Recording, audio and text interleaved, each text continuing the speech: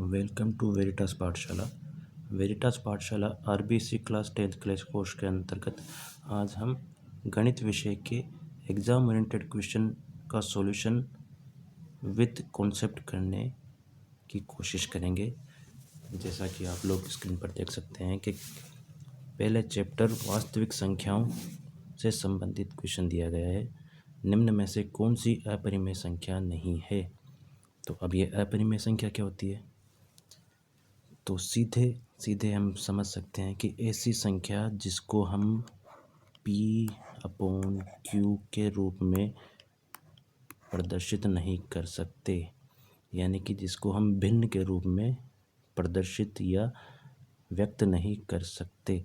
अब इसके पीछे का कॉन्सेप्ट ये है कि अपरिमेय संख्याएं वही सब संख्याएं होती है जो अधिकतर रूट में होती है। अब रूट के अंदर कोई ऐसी संख्या आ जाए जिसका हम वर्गमूल या स्क्वायर रूट नहीं कर सकते, तो वही संख्याएं अधिकतर अपरिमेय संख्याएं होती है।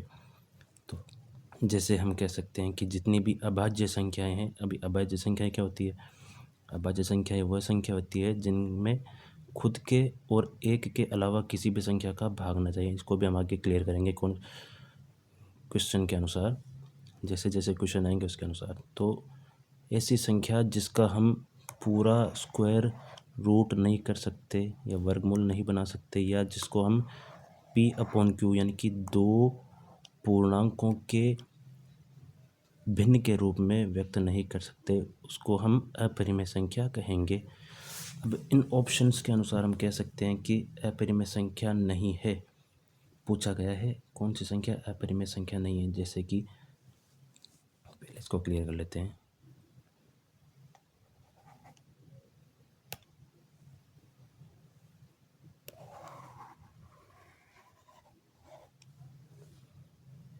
तो ऑप्शन ए है या फर्स्ट ऑप्शन है √10। √10 अपरिमेय संख्या है या नहीं? √10 को जैसे हम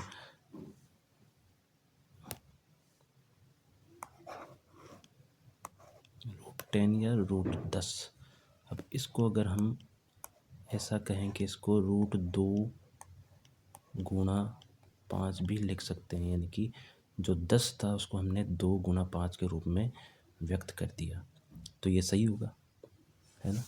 तो 2 और 5 के गुणा के रूप में व्यक्त कर दिया। तो अभी अपरिमेय संख्या है कि नहीं है? अब इसमें हम कोष्ठक में देखेंगे कि अगर दोनों संख्याएं अभाज्य संख्याएं या एक भी अभाज्य संख्या आ जाए तो वो अपरिमेय संख्या होगी, या जिसका स्क्वायर रूट नहीं कर सकते। जैसे 10 है, इसको हम 2 गुणा 5 में करो चाहे 10 करो, अगर इसका वर्गमूल लेना चाहे तो हम नहीं निकाल सकते।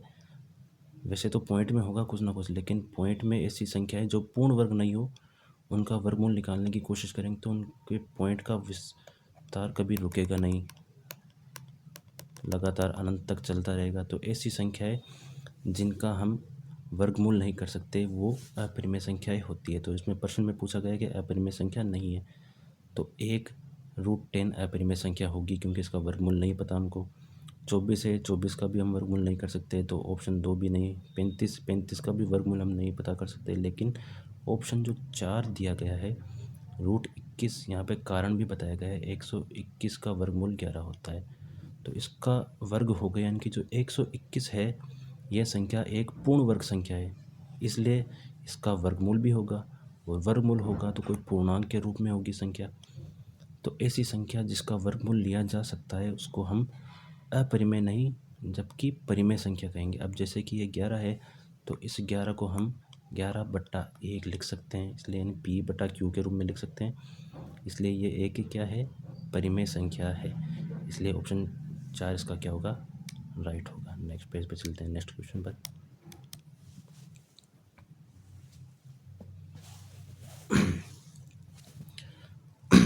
अब क्वेश्चन 2 दिया गया है 2 - √3 कैसी संख्या है? तो ऑप्शन है परिमेय संख्या है, अपरिमेय संख्या है, सम संख्या है या पूर्णांक है। आपको उत्तर दिख रहा है अपरिमेय संख्या। अपरिमेय संख्या का कारण क्या है देखते हैं। 2 - √3, अब इसमें देखो ये जो 2 है ये तो एक पूर्णांक है, यानी कि पूर्ण संख्या है ना? तो इसको तो हम परिमेय संख्या कहेंगे, क्योंकि इस 2 को हम 2/1 लिख सकते हैं या 4/2 लिख सकते हैं, कैसे भी करके व्यक्त कर सकते हैं P/Q के रूप में। तो ये तो परिमेय संख्या है। लेकिन ये जो √3 है, इसको हम कह सकते हैं अपरिमेय संख्या, क्योंकि 3 का वर्गमूल अगर हम करना चाहेंगे तो 1.7321 ऐसे करते करते 100 चलता रहेगा, इसलिए इसका वर्गमूल नहीं कर सकते। तो अब एक प्रमेय है आपके इस चैप्टर में कि अगर कोई परिमेय और अपरिमेय संख्या का योग या अंतर किया जाए तो जो परिणामी संख्या होगी वो भी अपरिमेय संख्या होगी।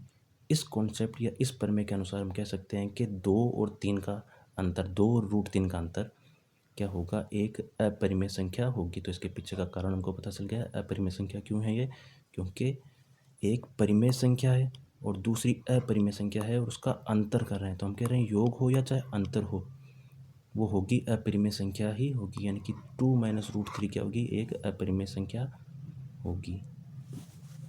ठीक है, नेक्स्ट क्वेश्चन पर चलते हैं।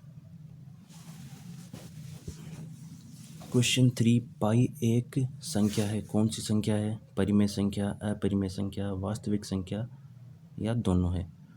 तो ऑप्शन 4 इसमें दिया गया है, 2 व 3, यानी कि परिमेय और वास्तविक संख्या। अब ये दोनों संख्या कैसे हो सकती है, तो हम जब भी नंबर सिस्टम या संख्या पद्धति की बात करते हैं तो उसमें 2 प्रकार की संख्याओं के बारे में हम पढ़ते हैं। तो संख्या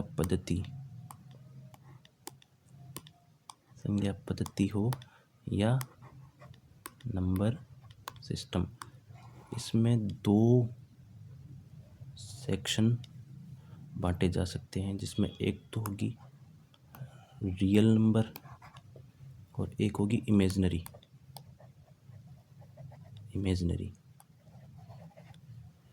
तो रियल तो कहते हैं वास्तविक संख्याओं को और यह है काल्पनिक संख्या। तो संख्या पद्धति की जब भी हम बात करते हैं तो उसमें 2 सेक्शन बांटे जा सकते हैं। तो एक तो होगा वास्तविक संख्याओं का, एक होगा काल्पनिक संख्याओं का। हमारे जो सिलेबस में है वो वास्तविक संख्या है, चैप्टर का नाम भी क्या है, वास्तविक संख्या। तो अब हम वास्तविक संख्याओं के बारे में पढ़ रहे हैं, जैसे कि बात करते हैं, इसको क्लीन करते हैं। अब वास्तविक संख्याओं में कौन कौन सी संख्याएं होती है, जैसे वास्तविक संख्याओं का नाम से पता चलता है कि वास्तविक है जो रियल है। इसमें कौन कौन सी संख्याएं होंगी, तो सबसे पहले हम बेसिक जो नंबर की शुरुआत करते हैं वो हमेशा करते हैं हम प्राकृत संख्याओं से। तो प्राकृत संख्याएं, फिर उसके बारे में बाद में पढ़ते हैं पूर्ण संख्याएं, फिर जैसे सम और विषम है और विषम संख्याएं हैं, सम विषम, फिर भाज्य और अभाज्य संख्याएं हैं। इसी क्रम में इसी के अंदर आएगी परिमेय और अपरिमेय संख्या। तो ये सभी संख्याएं कौन सी है, वास्तविक संख्याएं हैं। इसी में हम कह सकते हैं परिमेय और अपरिमेय के बारे में देखें तो पाई क्या है, अपरिमेय संख्या है, क्योंकि पाई का मान क्या होता है 3.14 तो हम लेते हैं, लेकिन इसका मान 3.14, 321 ऐसे करते करते अनंत तक चलता है, यानी कि इसका विस्तार का अंत नहीं होता, इसलिए क्या है, एक अपरिमेय संख्या है। लेकिन जब भी हम पाई की बात करते हैं तो हमेशा मन में एक ख्याल आता है कि पाई को तो हम क्या कहते हैं, 22/7। पाई का मान अगर हम वृत्त वगैरह के फॉर्मूला में देखते हैं तो 22/7 यूज़ में लेते हैं। अब ये 22/7 तो क्या है, एक परिमेय संख्या है, क्योंकि इसमें जो ऊपर P और Q के रूप में देखा जा सकता है कि 22/7, P और Q क्या है, पूर्णांक है, 22 भी पूर्णांक है और 7 भी पूर्णांक है। तो ये तो एक परिमेय संख्या है, लेकिन ये पाई के अप्रोक्स बराबर होती है, यानी कि लगभग बराबर होती है, ये एक्यूरेट बराबर नहीं होता। पाई का मान की गणना की जब बात करते हैं तो 22/7 इसके निकटतम मान होता है, इसलिए इसको हम पाई के बराबर लगभग मान के तौर पर यूज़ में लेते हैं, जबकि ये पाई का एक्यूरेट मान नहीं है। इसलिए पाई के मान की जब भी बात होगी तो वो 3.14 4, 7, 2 जो भी होगा ऐसे करते करते अनंत तक जाएगा। इसलिए पाई क्या है, एक अपरिमेय संख्या है। तो हम कह सकते हैं कि पाई अपरिमेय संख्या है और अपरिमेय संख्याएं वास्तविक संख्याएं भी होती है। इसलिए हम कह सकते हैं कि इसका उत्तर क्या होगा, दोनों होगा। नेक्स्ट क्वेश्चन पर चलते हैं। दो संख्याओं का मैस है 15 व लेस है 105 है।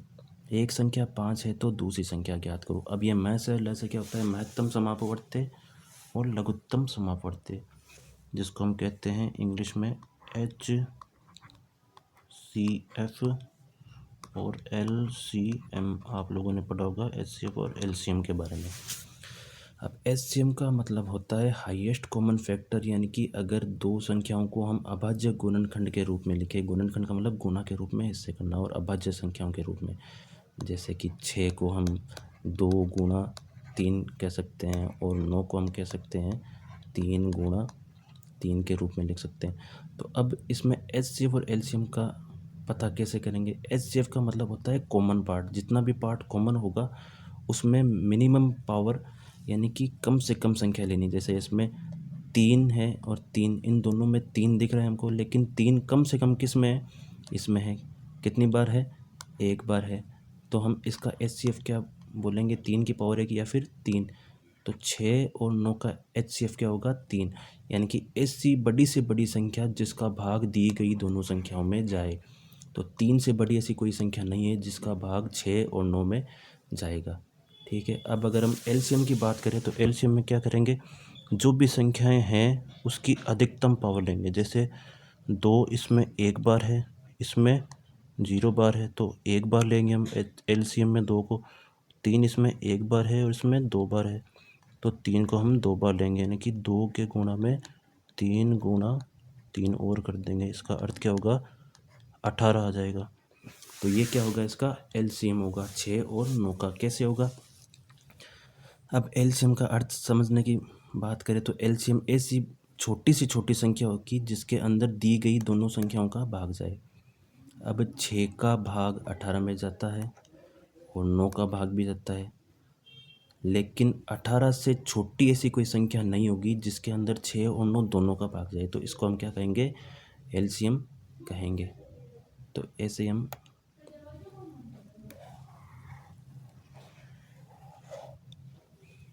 इसमें समझने की कोशिश करेंगे कि इसमें HCF और LCM दिया गया है। तो देखो, एक नियम होता है कि अगर दो संख्याएं कोई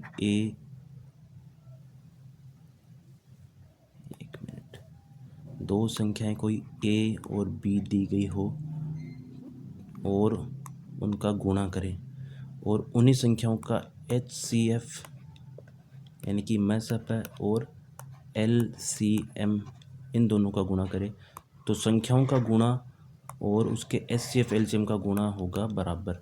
ये फॉर्मूला भी होता है जिसको हम कह सकते हैं कि दी गई दो संख्याओं का गुणा A गुणा B बराबर HCF गुणा LCM। ये HCF और LCM उन्हीं दोनों संख्याओं के होंगे। तो अब हमारे पास देखो क्या क्या है इस प्रश्न में। दो संख्याओं का मैसअप है यानी कि HCF दिया गया है 15, तो मान लो मैं HCF के स्थान पर रख दूंगा 15, और LCM दिया गया है 105, और एक संख्या बता दी गई है, फॉर एग्जांपल A के स्थान पर हम 5 ले लेंगे, और दूसरी संख्या को हम B ही रख देंगे। तो इस फॉर्मूले से हमको करना है B का मान ज्ञात, यानी कि दूसरी संख्या। तो इन दोनों का गुणा करेंगे और उसमें 5 का भाग दे देंगे। जैसे 5 का भाग अभी दे सकते हैं हम, 5 का भाग 15 में 3 बार जाएगा, 3 का 105 से गुणा करेंगे तो 315 आएगा। तो इसका उत्तर आएगा 315। नेक्स्ट क्वेश्चन पर चलते हैं। निम्न में से अपरिमेय संख्याएं हैं। तो अब ऑप्शन से देखते हैं। A 2, फिर B है 2.235, फिर बार। ये बार का अर्थ इसमें है ऊपर, इस संख्या के ऊपर बार है, और 22/7। 22/7 मैंने पहले अभी बताया था पिछले क्वेश्चन में कि 22/7 क्या है, एक परिमेय संख्या।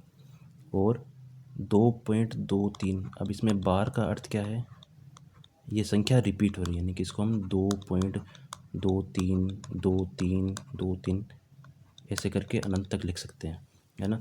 और ये संख्या 2 है, ए पहला ऑप्शन जो है वो तो परिमेय संख्या है क्योंकि पूर्णांक है, इसको 2 को 2/1 पहले बता चुका हूँ मैं, ठीक है। अब ये देखो बात यहाँ पर ऑप्शन 2 और 3 में अटक रही है। तो ऑप्शन 2 और ऑप्शन 3 में क्या अंतर है? जो 2 में दिया गया है 2.23, 2, 4, 2, 5 ऐसे सोन अनंत तक, और ये भी अनंत तक है। तो ये जो दशमलव का ऐसा प्रसार यानी कि पॉइंट का ऐसा प्रसार है उसको कहते हैं हम अशांत।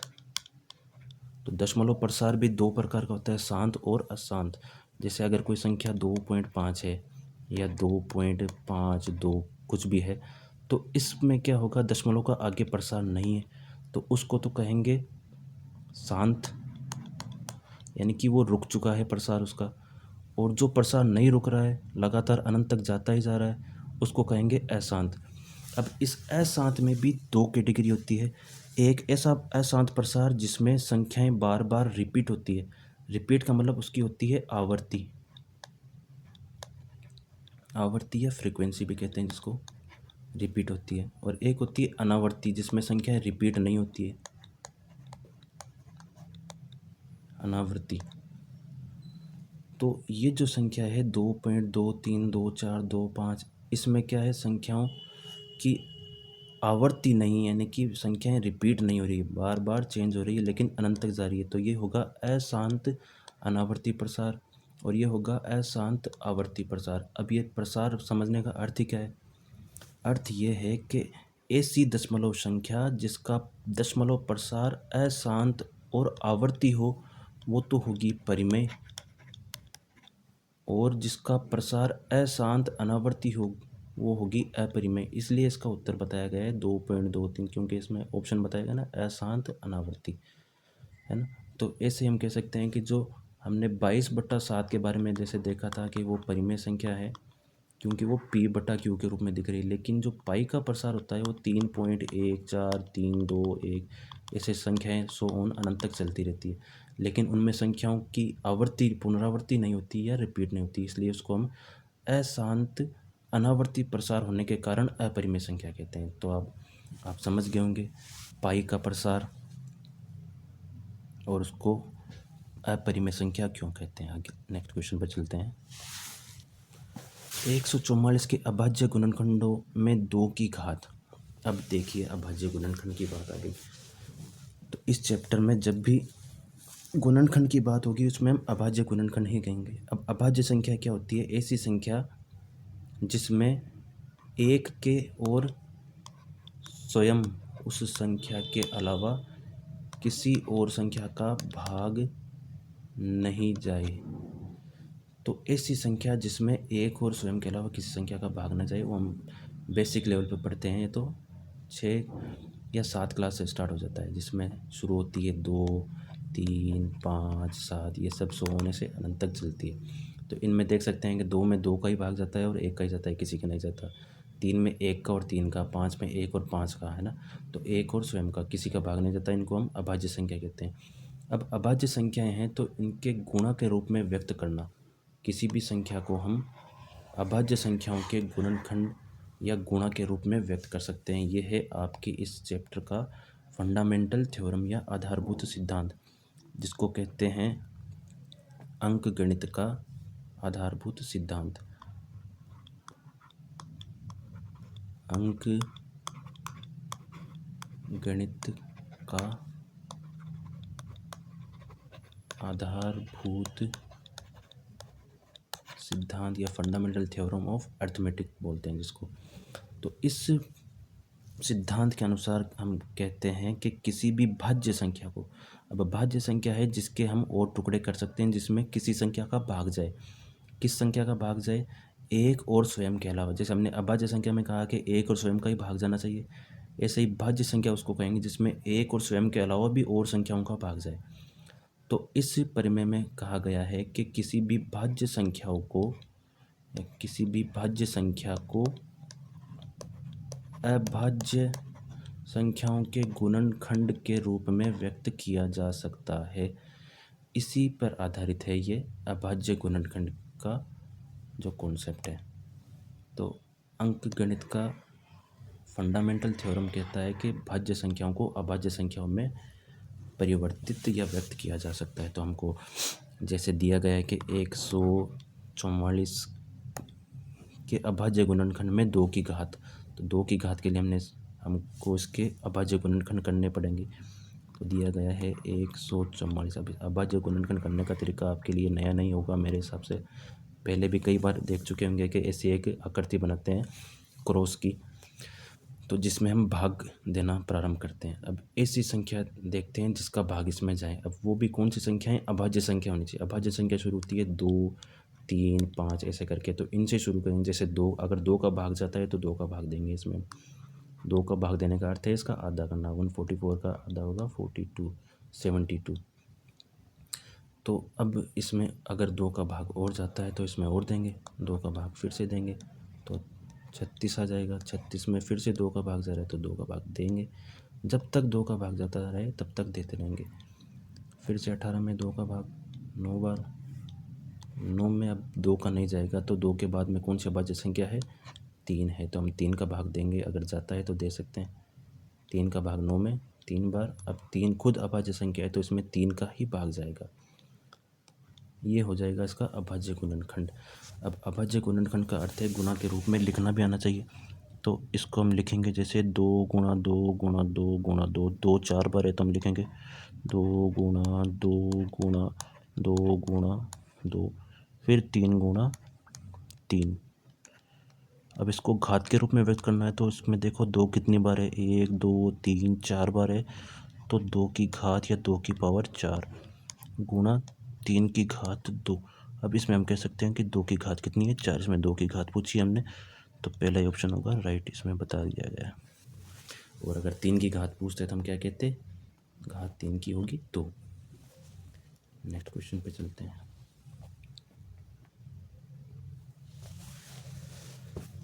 यदि पी स्क्वायर एक सम संख्या है तो पी एक सम संख्या ही होगी। ये भी एक सिद्धांत की या कॉन्सेप्ट की बात है कि अगर कोई सम संख्या है तो उसका स्क्वायर या वर्ग भी सम ही होगा।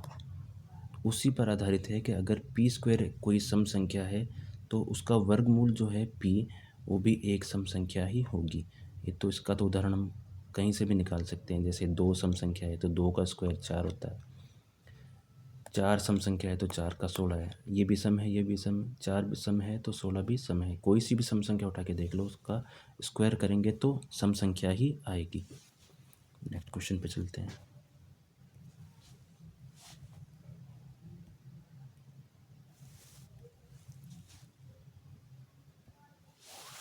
यदि a तथा 18 का एलसीएम 36 तथा HCF 2 है तो a का मान। ये तो पिछले वाले क्वेश्चन से ही संबंधित है। जैसे हम इसमें बताया गया है 2 संख्या हैं a और 18, तो इनके HCF और LCM का गुणा और दोनों संख्याओं का गुणा बराबर होना चाहिए। फॉर्मूले के अनुसार हमने पहले पढ़ चुका है, अभी जैसे पढ़ा है हमने। तो HCF का मान क्या है? 2 है और LCM का मान है 36, यानी कि इसके HCF और LCM का गुणा दोनों संख्याओं के गुणे के बराबर होना चाहिए। तो इसमें हम कह सकते हैं कि a बराबर 2 गुणा 36 बटा 18। 18 का भाग दे देंगे, 36 में जाएगा 2 बार, 2 का 2 से गुणा करेंगे आ जाएगा 4, इसलिए इसमें बताया गया है 4।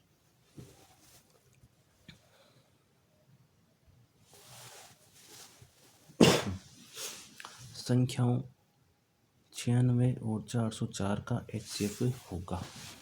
अब HCF ज्ञात करने के लिए सबसे पहले हमको आना चाहिए अभाज्य गुणनखंड, जो कि हमने अभी पहले ही पढ़े हैं।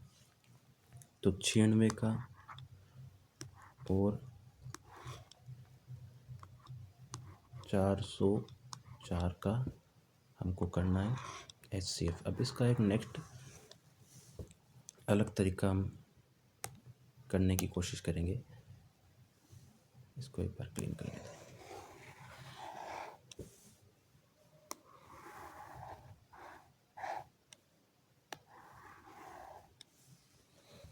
जिसमें हम दोनों को एक साथ ही विभाजित करेंगे या दोनों में एक साथ भाग देने की कोशिश करेंगे। हमने HCF में कहा था कि बड़ी से बड़ी ऐसी संख्या जिसका भाग दी गई दोनों संख्या में जाना चाहिए।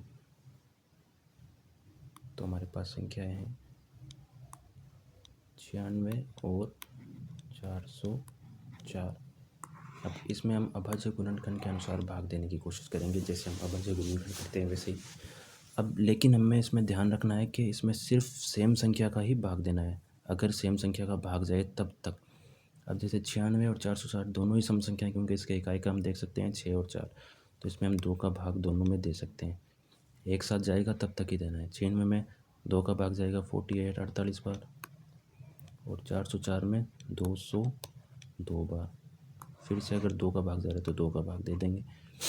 48 में जाएगा 24 बार, 202 में जाएगा 101 बार। अब अगर किसी और संख्या का भाग जाए तो दे देंगे, नहीं तो नहीं दे सकते। जैसे अगर इसमें 3 का भाग देना चाहें तो इसमें जा सकता है, लेकिन इसमें नहीं जाएगा। 2 का इसमें जाएगा, इसमें नहीं जाएगा। 5 का दोनों में नहीं जाएगा। 7 का भाग देना चाहे तो 7 का भी नहीं जाएगा। तो अब हम कह सकते हैं कि इन दोनों में जो कॉमन फैक्टर है वो 2 और 2 ही है, यानी कि 2 गुणा 2। हाईएस्ट कॉमन फैक्टर यानी कि महत्तम समापवर्त ऐसी संख्या जिसका भाग दी गई दोनों संख्या में जाए वो तो कॉमन फैक्टर होता है। और हाईएस्ट का मतलब उससे बड़ी कोई संख्या नहीं होगी जिसका भाग दोनों में समान रूप से जाए। तो 2 गुणा 2 का अर्थ होगा 4, तो इसका उत्तर हो जाएगा 4। नेक्स्ट क्वेश्चन पर चलते हैं। यदि दो परिमेय संख्याओं के लिए HCF और LCM बराबर हो तो संख्याएं होगी। तो इसमें उत्तर बताया गया है समान। समान को हम समझने की कोशिश करेंगे, समान कैसी होगी। अगर किसी का HCF और LCM बराबर है तो मान लो x है किसी का HCF, तो x गुणा x बराबर x² तो हो जाएगा उसके HCF और LCM का गुणा। और अगर वह संख्याएं अलग अलग हैं तो हम कह सकते हैं कि a गुणा b बराबर x² होना चाहिए। लेकिन दो संख्याओं का गुणा करने पर एक पूर्ण वर्ग संख्याएं आती है, तो हम कह सकते हैं कि वो दोनों संख्याएं बराबर हैं, यानी कि a बराबर b कह सकते हैं। यानी कि खुद का खुद से गुणा करेंगे तभी स्क्वायर बनेगा।